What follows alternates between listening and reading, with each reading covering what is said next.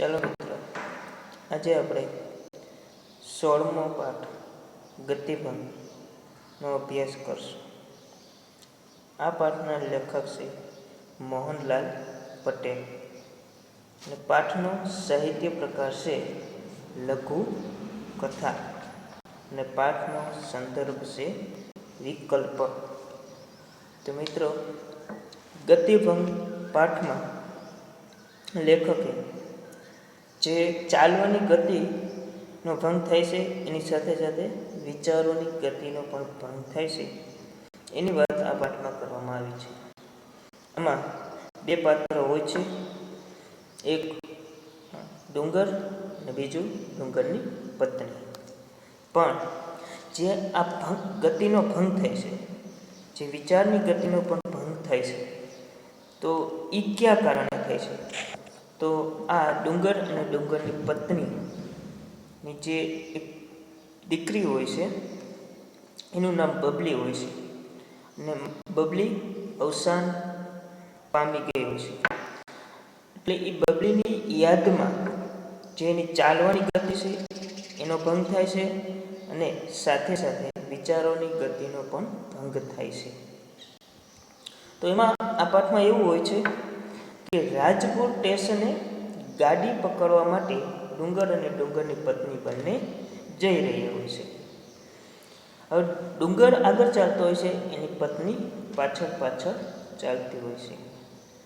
અને ડુંગરની પત્ની આમ તેમ નજર ફેરવતી ધીમે ધીમે ચાલતી હોય છે. હવે જો થોડાક લેટ થાય, મોડા પડે તો ગાડી ચૂકી જાય, એટલે તે ઝડપથી ચાલતા હોય છે. પણ ડુંગરની પત્ની હોય છે ધીમી ચાલતી હોય છે. એટલે ડુંગરે પૂછ્યું કે શું શોધેશ? આમ તેમ નજર ફેરવતી ફેરવતી ચાલતી હોય છે. ડુંગરે પૂછ્યું કે શું શોધે છે? તો ડુંગરની પત્નીએ કહ્યું કે કાંઈ નહીં. કે તો કે ચાલને, જલ્દી ચાલને, કે આપણે ગાડી ચૂકી જશો. કે એમ ડુંગર એને ચાલવા માટે વિનંતી કરે છે. તો ડુંગરની પત્ની પછી પાછી થોડીક ઝડપથી ચાલવા લાગે છે. થોડુંક ચાલે છે, પાછી તે અટકી જાય છે, પાછી તે ધીમી પડી જાય છે. પાછું ડુંગરે એને કહ્યું કે શું આમ ગાંડાની જેમ તું લથડિયા ખાતી ખાતી ધીમી પડી જાસ, ઊભી રહી જાસ, કેમ થંભી જાસ? કે એમ ડુંગરે ગુસ્સે થઈને કહ્યું. કે હવે ત્યારે રસ્તા ઉપર અંધારું પથરાતું હતું, દિવસ આથમી રહ્યો હતો અને આવું વાતાવરણ હતું. અને ત્યારે આ ડુંગરની પત્ની ધીમી થંભી જાય છે, સ્થિર થઈ જાય છે અને ડુંગર એને જે આવવા માટે, જલ્દી ચાલવા માટે એને તે કહેતો હોય છે. કે પણ ડુંગરની પત્ની સ્થિર થઈ જાય છે, થંભી જાય છે. કે તો પાછો ડુંગરે તેની પત્નીને કહ્યું કે તે આજે શું ધાર્યું છે, તે આજે શું વિચાર્યું છે? કે આજે શું ગાડી તારે ચૂકવવી જ છે? કે તારે આજે ટાઈમે પહોંચવું નથી? કે આપણે રાજપુર સ્ટેશને જ પહોંચવાનું છે? કે તો એવી રીતે એને કહે છે. તો ત્યારે ડુંગરની પત્ની કાંઈ કહેતી નથી, કશું જ બોલતી નથી અને ભાવુક બનીને કે તે જે પોતાની નજર હોય છે, તે જે ધૂળિયો રસ્તો હોય છે એ ધૂળ ઉપર કે ફેરવતી હોય છે. કે અને એ નજર ફેરવતા ફેરવતા ડુંગરને કહે છે, આમ આંગળી હોય છે તે એ ધૂળ પાસે લઈ જાય છે અને તેને કહે છે કે તમે જોયું? કે તો ડુંગર કહે છે કે શું? ડુંગરે પ્રશ્ન કર્યો કે શું? કે મને તો કાંઈ દેખાતું નથી. કે તો પછી ડુંગરની પત્ની કહે છે કે જે આ ધૂળ ઉપર જે પગલિયું છે, જે પગલિયું હોય છે, જે પગલીની છાપ હોય છે, એ કે આપણી બબલીની પગલિયું છે. બબલીની મૃત, એની બબલી હોય છે તે અવસાન પામી ગયેલી છે. એટલે કે એની મૃત બબલીની યાદમાં કે ડુંગરની પત્ની ખોવાઈ જાય છે. કે અને એની બબલી પ્રત્યે સહાનુભૂતિ જાગે છે. કે તો ત્યારે ડુંગર કહે છે ડુંગર કહે છે કે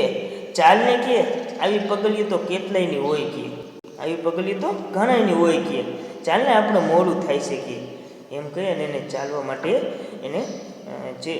નિર્દેશ કરે છે, ચાલવા માટે એને કહે છે કે ચાલ મોડું થઈ જશે કે. તો આ જે ડુંગરની પત્ની હોય છે કે એની મૃત બબલીની યાદમાં કે તે ખોવાઈ જાય છે કે અને તે થોડીક વાર કે તે સ્થિર થઈ જાય છે, ઊભી રહી જાય છે કે અને તે બેસી જાય છે નીચે કે. તો પત્ની બેસી જાય છે કે તો ત્યારે પાછો ડુંગર કહે છે કે ડુંગરની પત્ની કહે છે કે આ ખેતરે આપણે કેટલી વાર આવતા જતા હોય છે કે ત્યારે આપણી બબલી હોય છે તે આગળ ને આગળ ચાલી જતી હોય છે કે તો ત્યારે એ બબલીની પગલીઓ કે આ ધૂળમાં છપાઈ ગયેલી છે, એની છાપ હજી સુધી કે છાપ છે કે એમ તે છાપને જોઈને કે બબલીની પગલીઓને જોઈને કે એની પત્ની હોય છે એ બબલીની યાદમાં કે ખોવાઈ જાય છે કે. પછી ડુંગર પણ જે અસાવધ થઈ જાય છે, અસાવધાન થઈ જાય છે કે અને એ પણ એની જે દીકરી બબલીની યાદમાં કે ખોવાઈ જાય છે કે. તો ડુંગરે કેવી રીતે કોઈ એની નજર ક્યાં છવાઈ જાય છે? આકાશ તરફ કે આકાશ તરફ એની નજર છવાઈ જાય છે કે અને તે લાકડીના ટેકે સ્થિર થઈ અને જેની બબલીની યાદમાં કે ખોવાઈ જાય છે કે. તો જ્યારે ડુંગર હવે જેની બબલીની યાદમાં ખોવાઈ જાય છે કે તો ત્યારે કે એની પત્ની એને જે અસાવધ બની ગયેલો જે ડુંગર હોય છે એને જોઈને કે તે એની પત્ની હોય છે તે એમ કહેશે ચાલો કે જલ્દી કે ચાલો કે આપણે ગાડી ચૂકી જશું, મોડું થાય છે કે એમ કહીને જે અસાવધ થયેલા ડુંગરને સાવધ કરી અને એને ચાલવા માટે કે નિર્દેશ કરે છે, ચાલવા માટે એને કહે છે કે ચાલો જલ્દી કે મોડું થઈ જશે કે અને પછી બંને જણા કે જે ઝડપથી કે ચાલવા લાગે છે. તો મિત્રો જે આઈટમ પાઠમાં વાત કરવામાં આવે છે લઘુકથા છે, એટલે કે નાની કથા, એકદમ ટૂંકી કથા આવે કે જેમાં એક ક્ષણ કે એક સમય કે ઘડીની વાત કરવામાં આવેલી હોય છે કે તો આઈટમ આ વાર્તામાં જે ચાલવાની ગતિની સાથે સાથે કે વિચારોની ગતિનો પણ ભંગ થાય છે. એટલે કે જે ચાલતા હોય છે ત્યારે એ ડુંગરની પત્નીને બબલી યાદ આવી જતાં જે વિચારની ગતિનો પણ ભંગ થાય છે કે તો એવી રીતે આ પાઠમાં વાત કરવામાં આવી છે. તો આપણે પાઠને વિગતે જોઈએ કે આ પાઠના લેખકનું નામ છે મોહનલાલ પટેલ કે તો મોહનલાલ પટેલનું પૂરું નામ છે મોહનલાલ બાભઈદાસ પટેલ અને એનું વતન છે ગુજરાતનું પાટણ કે તો એનું વતન ગુજરાતનું પાટણ છે કે અને બીજું એને સાહિત્ય સર્જન ઘણું બધું લખેલું છે કે તો એ જોઈએ તો આપણે જે એને વધારે ભાગ મોહનલાલ પટેલે લઘુકથા ઉપર ખેડાણ કરેલું છે કે સર્જન કરેલું છે કે તો પ્રત્યાલંબન, ઝાકળમાં સૂરજ ઉગે એમની લઘુકથાઓના સંગ્રહ છે કે અને બીજી એને નવલકથાઓ અને નવલિકાઓ પણ લખેલી છે. તો નવલકથાઓ કઈ છે કે બંધન, ડેડ એન્ડ, હાસ્યમર્મર, લાંછન તેમની નવલકથાઓ છે. ગુડ મોર્નિંગ અમેરિકા એમનો પ્રવાસ ગ્રંથ છે અને મોપાસાની શ્રેષ્ઠ વાર્તાઓ એમનું અનુવાદનું પુસ્તક છે કે તો મિત્રો આ એનું સાહિત્ય સર્જન છે. હવે આગળ આપણે વાત કરીએ તો કથા સાહિત્યનું લઘુ સ્વરૂપ એટલે શું? કથા સાહિત્યનું લઘુ સ્વરૂપ એટલે લઘુકથા. આ યાદ રાખવાનું, ક્યારેક જે આપણે હેતુલક્ષી પ્રશ્નમાં પૂછાય કે લઘુકથા કોને કહેવાય તો એમ પૂછે કે લઘુ સાહિત્યનું લઘુ સ્વરૂપ એટલે શું? તો યાદ રાખવાનું કે લઘુકથા, લઘુ એટલે શું થાય? નાનું સ્વરૂપ, એકદમ ટૂંકું નાનું સ્વરૂપ હોય એને લઘુ સાહિત્ય કહેવાય, લઘુ સ્વરૂપ કહેવાય. હવે અહીંયા 3 સાહિત્ય પ્રકારો આપેલા છે, 3 સાહિત્ય સ્વરૂપ લઘુકથા, નવલકથા અને નવલિકા. આ ત્રણેયમાં શું તફાવત છે કે તો નવલકથામાં નાયક કે નાયિકાના સમગ્ર જીવનનું વર્ણન હોય છે કે આ જે નવલકથા હોય છે બહુ લાંબી કથા હોય છે, બહુ મોટી કથા હોય છે. તો એમાં જે નાયક હોય એટલે કે જે મુખ્ય પાત્ર હોય નાયક કે નાયિકાનું કે તો એમાં એનું સમગ્ર જીવન હોય, જન્મથી કરી મૃત્યુ સુધીનું સમગ્ર જીવનનું જે નિરૂપણ થયેલું હોય એને નવલકથા કહેવાય. અને ટૂંકી વાર્તા કોને કહેવાય? કે ટૂંકી વાર્તામાં નાયક કે નાયિકાના જીવનનો એક મહત્વનો પ્રસંગ કેન્દ્રમાં હોય છે એટલે કે નવલકથામાં સમગ્ર જીવનનું નિરૂપણ થયેલું હોય છે અને નવલિકામાં હોય છે તે કોઈ એક પ્રસંગનું નિરૂપણ થયેલું હોય છે. કોઈ એક પ્રસંગનું નિરૂપણ થયેલું હોય તેને નવલિકા કહેવામાં આવી છે કે જે આખા સમગ્ર જીવનનું હોય, કોઈના જીવનનો કોઈ મહત્વનો પ્રસંગ હોય, કોઈ જે ગરીબીનો હોય છે ખબર કે કોઈ લગ્નનો પ્રસંગ હોય છે કે એ રીતે કોઈ પણ એક પ્રસંગ લઈ અને જે આખો જે એની ઉપર વાત કરવામાં આવેલી હોય છે એક પ્રસંગ ઉપર કે તો એને ટૂંકી વાર્તા કહેવાય અથવા નવલિકા કહેવાય કે. અને લઘુકથામાં માનવ જીવનની એક ક્ષણનો મહિમા છે કે એક ક્ષણ, એક ઘડી, એક સમયનો ખાલી કે ટૂંકો સ્વરૂપ આપેલું હોય કે ટૂંકી વાત કરેલી હોય, ટૂંકો પ્રસંગ, એકદમ ટૂંકો પ્રસંગ હોય કે હવે એની વાત કરવામાં આવે તો એને લઘુકથા કહેવામાં આવે છે કે જે અત્યંત લાઘવથી અંતે ચોટ આપી જાય છે કે એટલે ચોટદાર છે કારણ કે એમાં આપને સમજાવવા માટેની વાત કરવામાં આવી હોય છે કે અને જે આપણે જટ સમજાઈએ છીએ. ગતિભંગ લઘુકથાની શરૂઆતમાં ગાડી પકડવા ઉતાવળે પગલે જતા ડુંગર અને તેની પત્નીનું ચિત્ર અહીં રજૂ કરવામાં આવેલું છે અને પત્ની વારે વારે પાછળ ફરીને કશુંક શોધી રહી છે કે અને વાર્તાને અંતે કરુણતાસભર ચોટ છે કે માતાને ચાલતા ચાલતા પોતાની પાછળ મૃત પામેલી દીકરીના પગલાંની છાપ દેખાય છે કે અને એ માત્ર ચાલવાની ગતિનો જ ભંગ નથી થતો પણ પાત્રોના વિચારોની ગતિનો પણ ભંગ જોવા મળે છે કે તો આવી રીતે મિત્રો જે આ ત્રણે સાહિત્ય સ્વરૂપની વાત કરી અને જે આ પાઠમાં ટૂંકમાં જે સમજૂતી આપેલી છે એની વાત કરી. હવે આપણે આગળ પાઠની જે એક લીટી ભણીશું. રાજપુર સ્ટેશને ગાડી પકડવા ડુંગર અને એની વહુ ઊભા માર્ગે ઝડપભેર જઈ રહ્યા હતા કે તો ડુંગર અને ડુંગરની પત્ની રાજપુર સ્ટેશન એટલે કે પોતાના ગામથી થોડુંક દૂર રાજપુર સ્ટેશને કે ગાડી પકડવા માટે કે ઝડપથી કે ચાલી રહ્યા હોય છે કે પત્નીનો પાછળ આવવાનો અણસાર મોડો પડી જતાં ડુંગરે પાછળ જોયું. એની પત્ની પાછળ ચાલી આવતી હતી કે પણ એની પત્નીનો જે આવવાનો અણસાર એટલે કે અવાજે થાય અથવા તો સંકેત ઈશારો એ ઓછો પડી ગયેલો એટલે ડુંગરે પાછું વળીને જોયું કે તો પત્ની રસ્તા ઉપર નજર ફેરવતી ધીમી પડી રહી હતી. એની પત્ની હોય છે તે પાછળ ચાલી પણ ધીમી ગતિ હોય છે કે આમ ચારે બધી બાજુ નજર ફેરવતી જમીન ઉપર નજર ફેરવતી તે ધીમી ચાલી આવતી હોય છે કે એટલે સ્વાભાવિક રીતે જે આ ડુંગરે પૂછ્યું કે તું શું ખોળે છે એટલે ખોળવું એટલે શું થાય મિત્રો? શોધવું કે શું શોધેશ કે તો ત્યારે ડુંગરની પત્નીએ કહ્યું કે કાંઈ નહીં કે અને પત્નીએ જવાબ આપ્યો અને ઝડપથી પગ ઉપાડવા પ્રયત્ન કર્યો. ડુંગરે એને પ્રશ્ન કર્યો કે શું શોધેશ કે તો કહ્યું કે કાંઈ નહીં કે પછી તે ઝડપથી ચાલવા લાગી ગઈ અને થોડા ડગલા ચાલ્યા પછી વળી એનો વેગ મંદ પડી ગયો કે થોડાક ડગલા આગળ ચાલી ઝડપથી પાછો એનો જે વેગ હોય છે જેની ગતિ હોય છે ધીમી પડી ગઈ કે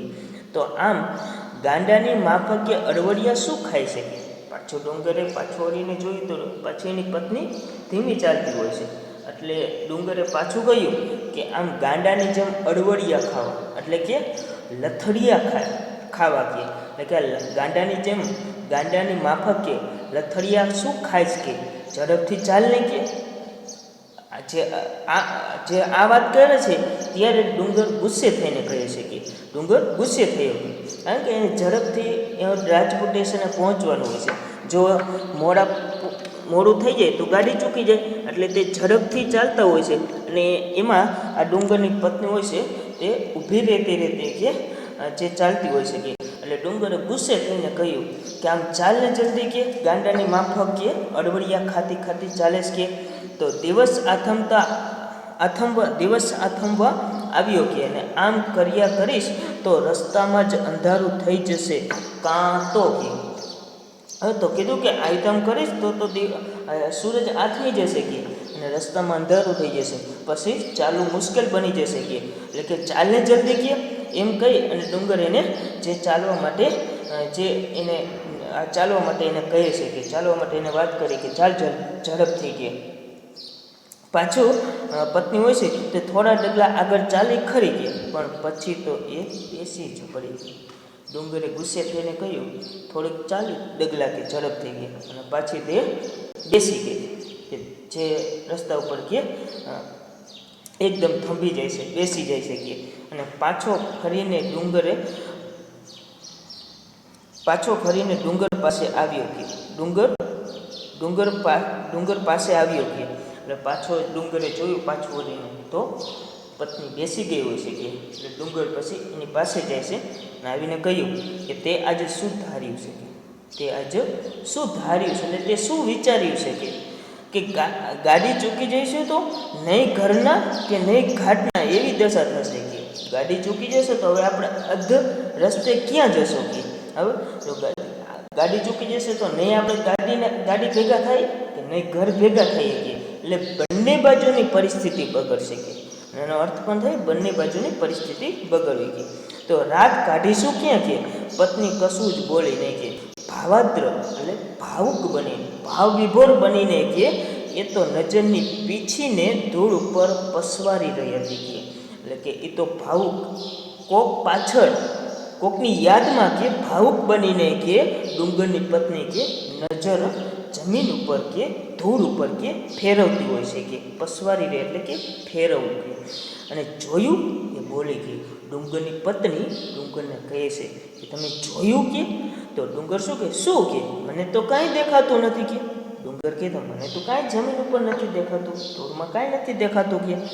પત્ની આંગળીનો છેડો છેક જમીન પાસે લઈ ગઈ કે ડુંગરની પત્ની કે જે એ આંગળી દ્વારા જે ડુંગરને બતાવવા માંગે છે એટલે આંગળીનો છેડો છેક જમીન સુધી લઈ જાય છે અને જે બબલીની પગલી હોય છે ને તે આંગળી દ્વારા બતાવે છે, કહે છે કે એક ઘાટેલી પગલીની છાપ એ બતાવી રહી હતી અને આપણી બબલીને જ પગલી જાણે કે ત્યારે એને કહે છે કે આ આપણી મૃત બબલીની પગલીઓ છે કે અને એની યાદમાં એની પાછળ કે તે ગતિમાં ભંગ કરતી ચાલતી હોય છે કે તે થંભીને તે ચાલતી હોય છે કે તે જે એની યાદમાં કે ખોવાઈ ગયેલી હોય છે કે એટલે એની ચાલવાની ગતિ ધીમી પડી જાય છે, ચાલવાની ગતિ ધીમી પડી જાય છે કે જો મિત્રો અહીંયા આપણી બબલીની જે પગલી જાણે કે તો એક અલંકાર છે જે ઉત્પ્રેક્ષા અલંકાર. તો ઉત્પ્રેક્ષા અલંકારમાં જાણે રાખી શકે જે એવા નામ યોગ્ય આવે તો ઉત્પ્રેક્ષા અલંકાર કહેવાય. તો યાદ રાખજો આ વાક્ય રહ્યું તે ઉત્પ્રેક્ષા અલંકારનું છે. હું તો ક્યારની આ પગલીઓ જોયા જ કરતી આવું છું કે તો એની પત્ની જે પાછળ ઊભી રહેતી ચાલતી હોય છે કે નજર ફેરવતી ચાલતી હોય છે તો એનું કારણ આ તે કહે છે કે હું તો આ ક્યારની પગલીઓને જોયા કરું છું કે અને બરોબર એ જ પગલું કે આંગળીની બોર જેવી જ છાપ કે એ જ પગલીઓ કે કેની પગલીઓ બબલીની કે બબલી જ્યારે આ ધોળિયા માર્ગે ચાલતી જે પહેલાં ચાલતી હોય છે કે ત્યાંની જે પગલીઓ કે એ જ પગલીઓ છે કે અને કે હું તો આ પગલીઓને ક્યારની જોયા કરું છું કે અને કેના જેવી જે બોર જેવી કે જે અંગૂઠાની ને જે આંગળીની જે છાપ હોય છે એ કેના જેવી હોય છે બોર જેવી કે ત્યાં બોર જેવી એની છાપ કે તો અહીંયા મિત્રો આંગળીની બોર જેવી જ છાપ તો આ ઉપમા અલંકાર બનશે. અહીંયા ગાંડી એવા પગલાં તો ઘણાય હોય લે ચાલ મોડું થશે કે ગાંડી આવા તો કેટલાયના પગલાં હોય, કેટલી છોકરીઓના કે પગલાં હોય કે નાની બાળકીના પગલાં હોય કે ચાલ કે આપણે એ જોવું નથી કે મોડું થાય છે કે આપણે ગાડી ચૂકી જશું એમ પાછું તે પત્નીને કહે છે કે તો બાળકના પગલાંની છાપ જોઈ બાળકના પગલાંની છાપ જોઈ મૃત સંતાનની સ્મૃતિથી હાલી ઉઠેલી ડગી ગયેલી પત્ની પ્રત્યે સહાનુભૂતિનો બોલ પતિએ કાઢ્યો કે તો એની મૃત બબલીની યાદમાં જે એની પત્ની ખોવાઈ ગયેલી હોય છે કે અને જેની સ્મૃતિ તાજી થતી હોય છે, બબલીની સ્મૃતિ તાજી થયેલી હોય છે અને જેમાં ખોવાઈ ગયેલી હોય છે, જે સ્થિર થઈ ગયેલી હોય છે કે ત્યારે એનો પતિ સહાનુભૂતિ દર્શાવીને એક સહાનુભૂતિનો બોલ કાઢ્યો કે સહાનુભૂતિથી એને કહે છે કે ગાંડી એવા પગલાં તો ઘણાને હોય, એટલે ચાલ મોડું થશે કે એટલે સહાનુભૂતિથી પ્રેમથી બરાબર એને કહ્યું કે ગાંડી એટલે કે એક સંબોધન કરો, વહાલભર્યું સંબોધન એને કર્યું છે કે ગાંડી કે આગળ પત્ની બેસી જ રહે કે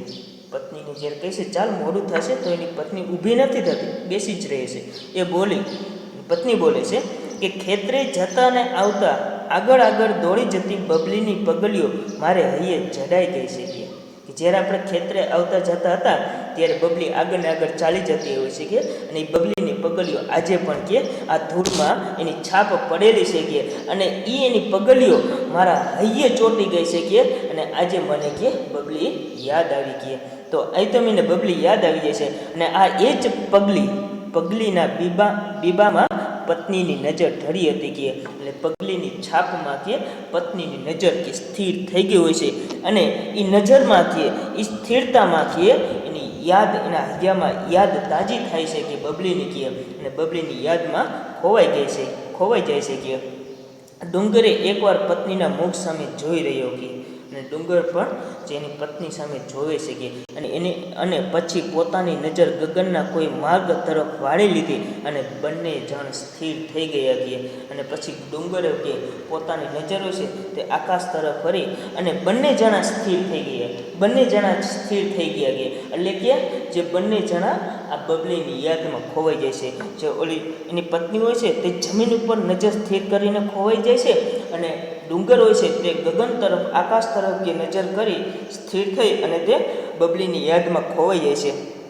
તો અહીંયા મિત્રો જો વિચારોનો ભંગ થયો કે જે પહેલાં જે ડુંગર અને ડુંગરની પત્ની જે રાજપુર સ્ટેશને પહોંચવા માટે ઝડપથી ચાલતા હોય છે કે બરાબર, પણ ડુંગરે પણ જે રાજપુર સ્ટેશને જવા માટેની પત્નીને વારંવાર કહેતો છે ચાલ જલ્દી કે પણ અંતે એનો પણ વિચાર ભંગ થાય છે કે અને તે એ મૃત બબલીની યાદમાં ડુંગર પણ ખોવાઈ જાય છે કે આગળ કે લાકડીના ટેકે ગગન તરફ મોં કરીને ઊભા રહી ગયેલા પતિને જોઈને પત્ની સાવધ બની ગઈ કે લાકડીના ટેકે કે ગગન તરફ નજર કરી અને ડુંગર ખોવાઈ ગયેલો હોય છે કે તો ત્યારે ડુંગર અસાવધ થઈ ગયેલો એટલે કે એની દીકરીની યાદમાં તે પણ ખોવાઈ જાય છે કે તો ત્યારે પત્નીએ જોયું કે જે ડુંગર હોય છે તે પણ અસાવધ બની ગયેલો હોય છે કે તો ત્યારે એમ થાય છે જો એ અસાવધ થઈ જશે તો ખરેખર કે ગાડી ચૂકી જ જવાશે કે એટલે અસાવધ થઈ ગયેલો તો એને અસાવધમાંથી સાવધ કરે છે, જે સ્થિર થઈ ગયેલો હોય છે કે એમાં તે જે એને હોશિયાર કરીને કે સાવધ કરીને કહે છે કે લ્યો હેંડો હવે પગ ઉપાડો ઝટકે ગાડી ચૂકી જઈશું કે તો જેની પત્ની જે ખોવાઈ ગયેલી હોય છે તો એને ઘણીવાર તેને સાવધ કરવા માટે કે એને ચાલવા માટે ડુંગર વારંવાર કહેતો છે પણ તે ચાલતી નથી કે તે ઊભી રહી જાય, બેસી જાય છે કે જ્યારે ડુંગર સાવધ બની ગયેલો હોય છે કે જે એની દીકરીની યાદમાં ખોવાઈ જાય છે કે તો ત્યારે એની પત્ની એને કહે છે કે ચાલો ઝટકે